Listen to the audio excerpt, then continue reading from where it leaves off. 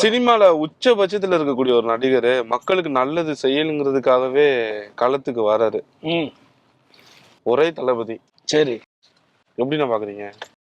என்ன நோக்கத்துக்கு வர்றாருங்கிறது அவரை கேட்டதானே தெரியும். இத்தனை வருஷமா இல்லாத நோக்கம் புதுசா திடீர்னு ஏன் வருதுன்னு அவருடைய ரசிகர்களே கேட்குறாங்க. அவங்களுடைய ரசிகர்களே கேட்குறாங்கல்ல, இவ்வளவு வருஷமா நடிச்சுக்கிட்டு இருந்தீங்க, பண்ணிக்கிட்டு இருந்தீங்க, இப்போ என்ன திடீர்னு வர்றீங்கன்னு அவங்களே கேட்குறாங்க. நம்ம என்ன கேட்குறோம்?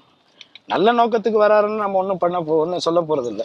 அதெல்லாம் நல்ல நோக்கத்துக்கு வராரா, நல்ல விஷயம், வரவேற்கிறோம். ஜனநாயக நாட்டில் அரசியலுக்கு யார் வேணாலும் வரலாம். யார் வரணும் வரக்கூடாதுன்னு சொல்றதுக்கெல்லாம் யாருக்குமே இங்கே ரைட்ஸே கிடையாது. 100% யாருக்குமே இங்கே ரைட்ஸு கிடையாது. அவர் எந்த நோக்கத்துக்கு வர்றாருங்கிறதான் இங்கே பார்க்கணும். ஏன்னா அவர் பேசுகிற பேச்சுக்கள்லேருந்து பார்க்கும் பொழுது அவர் செய்கிற விஷயங்கள்லாம் வந்து தப்பு தப்பாக இருக்குது.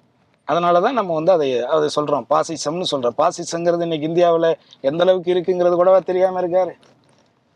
இங்கே என்ன நடந்துகிட்டு இருக்கு, என்ன ஏதுங்கிறத ஒவ்வொரு மாநிலத்தினுடைய முதலமைச்சர்களையும் இவங்களுடைய பொது இது மூலம் ஐடி இடி மாதிரியான டிபார்ட்மெண்ட்டை வச்சுக்கிட்டு நீதிமன்றங்கள் மூலமாக ஒருத்தரையும் எப்படியெல்லாம் சித்திரவதை பண்ணி அந்த கட்சிகளை கபாலிகரம் பண்ணிக்கிட்டு இருக்கிறாங்க. இப்படி இருக்கிற நேரத்தில் நீங்கள் வந்து பாசிசம் பாயாசம்னு பேசுனா காமெடியாத்தானே இருக்குது.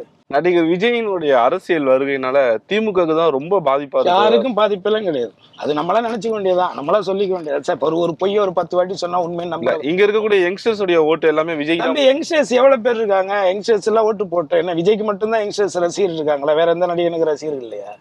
அப்ப என்ன தமிழ்நாட்டில் இருக்கிற எல்லா ரசிகருமே விஜய்க்கு தான் ரசிகர் நீங்க சொல்லுவீங்களா? அதெல்லாம் சும்மா புழுவ கூடாதுப்பா. அப்பா அவர் படமே எத்தனை படம் ஓடாம போயிருக்கு, அவருடைய படமே எத்தனை படம் ஓடாம போயிருக்குல்ல. ஏன் ஓடாத படத்தை அவர் ரசிகர்கள் சேர்ந்து 100 நாள் ஓட வச்சிட வேண்டியதானே? படம் நல்லா பார்க்க மாட்டேங்கிறான். ஒரு படம் நல்லா இல்லைன்னா பார்க்க மாட்டேங்கிறான்லப்பா. அப்புறம் எப்படிப்பா அரசியல் மட்டும் எப்படிப்பா அவ்வளவு ஈஸியா சொல்றீங்க? ஒரு 2 நாள் பார்ப்பான், 10 நாள் பார்ப்பான், 20 நாள் பார்ப்பான், அதுக்கப்புறம் நல்லா இல்லைன்னா அவன் ஒரு சொந்த அப்பா அத்தாலேயே தப்புன்னா தூக்கி போட்டு போறாங்கப்பா. இதே இளைஞர்கள், நீ சொல்ற இளைஞர்கள் சொந்தமா லவ் பண்ற ஒரு புள்ள தப்பா பண்றது சரியா இல்லவ அப்படின்னு சொன்னா தூக்கி போட்டுட்டு அடுத்த பொண்ணை தேடி போயிடுறான்ப்பா. உண்மையா இல்லையா? சொந்த அப்பா அத்தால தூக்கி போடுறான், காதலிக்கிற பொண்ணைய தூக்கி போடுறான்னா ஒரு ரசிகன் வந்து ஒரு நடிகனை தூக்கி போடுறதுக்கு எவ்வளவு நேரம் ஆகும்?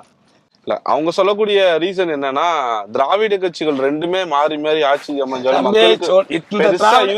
புதுசா ஒரு தலைவரை கொண்டு வந்து என்னப்பா இது முட்டாள்தனமா பேசுறது, அரசியல் தெரியாமல் பேசுறது. திராவிட கட்சிகள் வந்ததுன்னா திராவிடம் வந்துதான்டா இன்னைக்கு நம்ம அந்த நிலைமையில இருக்குங்கிறது கொஞ்சம் ஒரு சூடு சோறுல உப்பு போட்டு சாப்பிட்றவங்களுக்கு தெரியும். இப்ப பிஜேபி வந்து என்ன பண்ணிட போகுது? பிஜேபி வந்து என்ன பண்ண போகுது? ஒண்ணு மொத்தமா எல்லாரையும் ஆல்ரெடி ஒரு கோடி பேருக்கு மேல கொண்டா இறங்கிட்டாங்க.